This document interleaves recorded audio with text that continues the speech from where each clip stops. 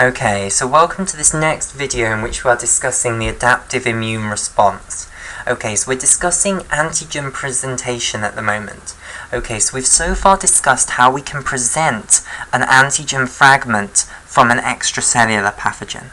So what we do is we firstly have to phagocytose the extracellular pathogen, so either the macrophage or more likely the dendritic cell, but we're drawing everything in terms of the macrophage because it's easier, okay? It's easier to draw. So the macrophage or the dendritic cell will phagocytose this extracellular pathogen, and then that extracellular pathogen will get broken down. We'll then get loads of proteins that we could potentially use to generate an immune response. Okay, we will have chopped them up into loads of little fragments and we'll present these fragments on the surface of the cell. Now I'm only showing one particular antigen fragment that just so happens to be one that we will successfully initiate an immune response to. So when you chop up this protein, you are going to get a huge number of different fragments. Okay, sorry, when you chop up this pathogen, you're going to get a huge number of different proteins, and they will generate a huge number of different fragments. So you're going to present an absolutely huge number of antigen fragments on your surface. And the important thing is that they are presented on MHC class 2, and that's important. Extracellular pathogens antigen fragments will be exposed on major histocompatibility complex class 2. Okay? So, the one that I'm drawing here, we will suppose is one that we're actually going to go all the way through with and actually initiate an immune response against this. Whereas all the others, some of them you will initiate immune responses to, but you won't initiate immune responses to all of them. Some of them may well be fragments that potentially could be in your self proteins, so you certainly don't want to initiate immune responses against those. Major histocompatibility complex class 2 shouldn't put on its surface self fragments, but it will occasionally. It's not flawless. It has mechanisms to try and prevent the exposure of self antigen fragments, but potentially it could. So you won't initiate immune response against the self ones, certainly. Right, so now let's turn our attention to how we present the antigens for an intracellular pathogen. So the difference between intracellular and extracellular is that you don't need to go through the phagocytosis process to get the antigens for an intracellular pathogen. Instead, what you can do is, if you're the macrophage or the dendritic cell, you can just wait for this intracellular pathogen to infect you. Okay, so here now is our macrophage that has now been infected by this intracellular pathogen. So here is its nucleus, here, and now it's got this intracellular pathogen, this virus, coming into it. Okay, so here is the virus inside it. So basically what's going to happen is that you will break down proteins of this virus, okay, or of this intracellular pathogen, and they will be presented, the fragments of those proteins will be presented on another major histocompatibility complex. However, this is not the same one as for extracellular pathogens, so this is the first part where we're getting a sort of bifurcation in the two. Okay, so for this one, it will be the major histocompatibility complex class 1. So MHC class 1. Okay, so I'll colour MHC class 1 in this turquoise colour here. Okay, right. And there will be an antigen fragment sitting in that little cleft of the MHC class 1 complex here. So here is the antigen fragment. So I'll again colour that in blue. And again, you will get absolutely loads of proteins from this intracellular pathogen, and they'll be chopped into absolutely loads of fragments, so you'll end up with loads of MHC1 protein complexes all over your cell membrane, which will all have potentially different fragments in. And the one I'm showing is one that we're going to supposedly initiate an immune response against. Okay, so what happens now? Well, once the dendritic cell or the macrophage has presented its antigen on MHC, what's going to happen is that it's going to migrate basically from the tissue where the infection was occurring, and it's going to migrate to the lymph nodes. Okay, so let's now discuss the structure of a lymph node. Okay, so it's going to go through the lymphatic vessels. So all tissues have little lymph vessels draining them. Okay, so let's suppose this is a lymph vessel here. So this is a lymph vessel, and this is going to come in to a regional lymph node. Okay, so let me now show you the structure of a lymph node. Right, we'll draw it down here. Okay, so lymph nodes have quite a characteristic structure. They have absolutely loads of afferent, meaning incoming, lymph vessels, like so. So these are all afferent lymph vessels, so I think I'll add that on.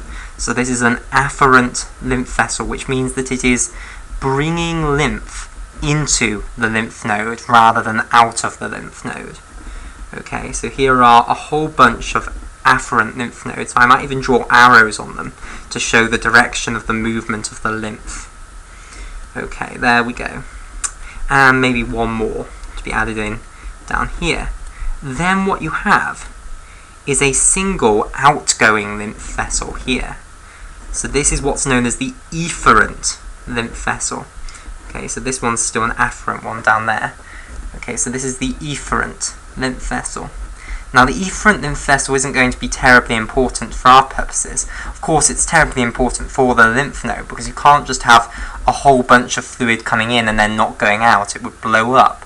Okay, so this is the efferent lymph vessel. Okay, right.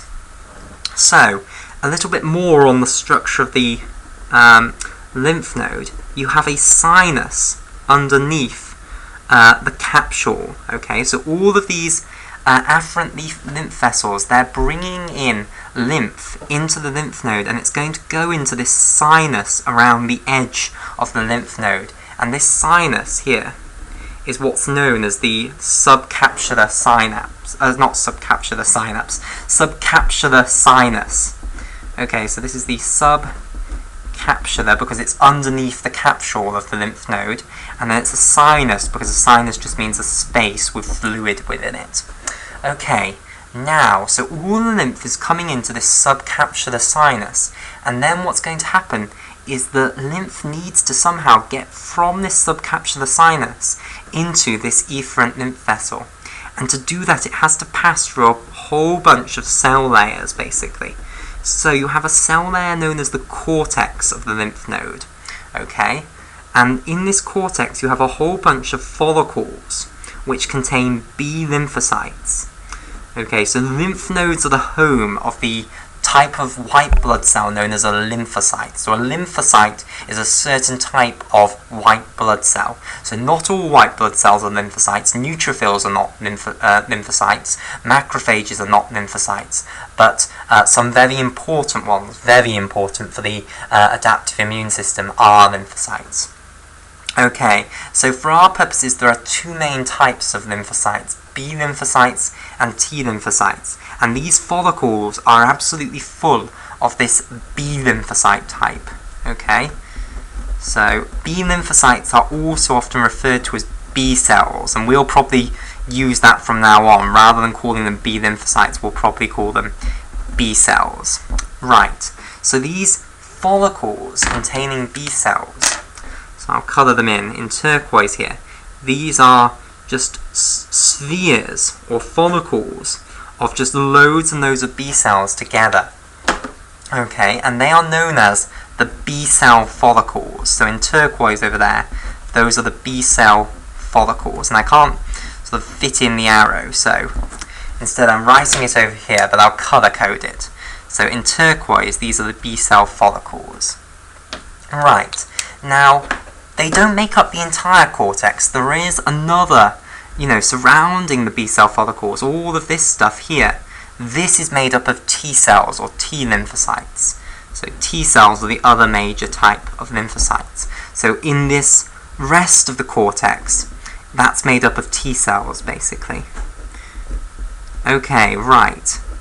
So, then underneath the cortex you have another layer of tissue, but it sort of invaginates in like this. Okay?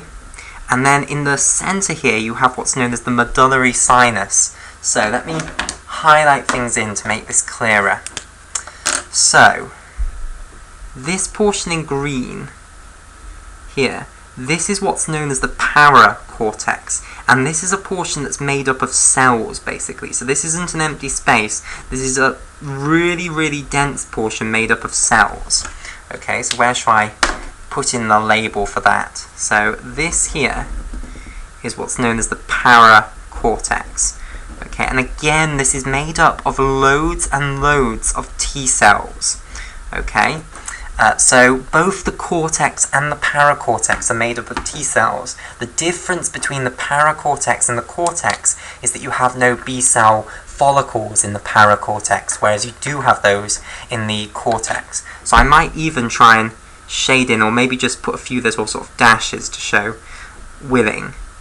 So I've coloured in now the rest of the cortex in pink, and that's again loads and loads of T cells there. So, we can now see the subcapsular sinus here, and we've also got this sinus at the centre here, and that sinus at the centre, and I don't know where I'm going to label this up, I won't label it directly, is known as the medullary sinus.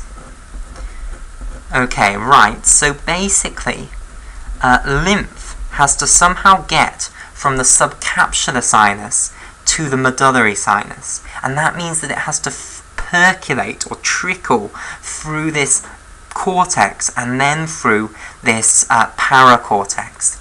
So, if our professional antigen presenting cell is on its way basically into these lymph nodes, then basically what's going to happen is it's going to come in through this afferent lymph vessel, it's going to go into the subcapsular sinus, and then it's going to trickle through the cortex and the paracortex. And in that process, it's going to come into contact with absolutely loads of T cells. Okay, now, which sort of T cell do these two antigen-presenting cells need to come into contact with? Well, it differs between the two. So this one, remember, is trying to initiate the humoral immune response, whereas this one is trying to initiate an intracellular or a cell-mediated immune response.